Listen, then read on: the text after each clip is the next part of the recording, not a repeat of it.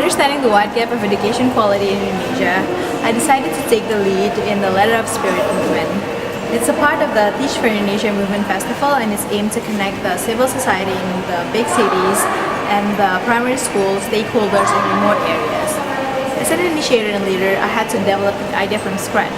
So I did a lot of discussion with the young teachers at the remote area to detail every impact that we'd like to see and how to make those happen. I also worked with the artists and designers to create the right ambience for the volunteers to write a positive and motivating letter. Finally, on October 5 and 6, 2013, we managed to deliver more than 4,000 letters to 126 schools in 17 districts in Indonesia. All the hard work paid off when I read blogs and social media talk about the impact of this social movement. And especially when one volunteer wrote, "This has restored my faith in humanity."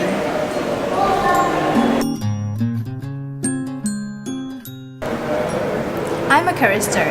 I sing madrigal songs like those of Monteverdi and contemporary songs like those of Eric Whittaker. Singing brought me happiness and took me places. In 2009, I sang at 3 international competitions, 20 concerts, in 6 countries in Europe in just 26 days. Combined with my heavy academic load, the intense preparation was extremely exhausting. But I could never imagine a better year than a year full of hard work for things I'm truly passionate about. I was one of the first 3 ladies to work in Tenaris Indonesia factory, 3 among 200 plus men.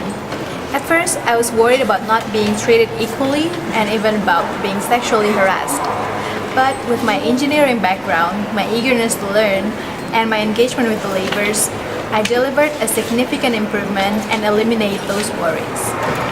This experience taught me that gender equality exists only when women are willing to face the risks and challenges to gain them. I keep a gratitude journal. Every day I'll write at least one thing that makes me happy or grateful. Things like accomplishing tasks, calling my mom, or reading Coco Chanel's autobiography.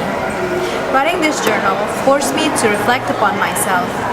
One day I wrote about the first time I truly delegate tasks and how I learned that managing tasks is not equal to doing everything myself, but is equal to trusting other people more. Keeping this journal helps me see a fuller glass and becomes my measurement tool in my personal continuous improvement cycle. Being an aspiring entrepreneur, I find that Babson's goal of self and contextual awareness relates the most with me. I recently attended a TEDx conference. One of the speakers was a gastronomy chef who used to be a musician but was not making money. Inspired by a street food vendor, he realized that his passion was not music per se, but making harmony. So he decided to learn culinary to make harmony through food. Finally, 2 years ago, he pioneered a gastronomy fine dining restaurant that served 17 courses in 2.5 hours.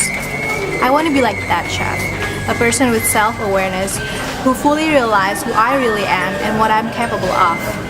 A person with contextual awareness who is fully aware of my surrounding environment, what's current, what are the opportunities, and how can I make a difference. With self and contextual awareness, I'll be able to set my milestones to become an impactful entrepreneur. My name is Nagea Delaya and I'm applying for Babson MBA class of 2017.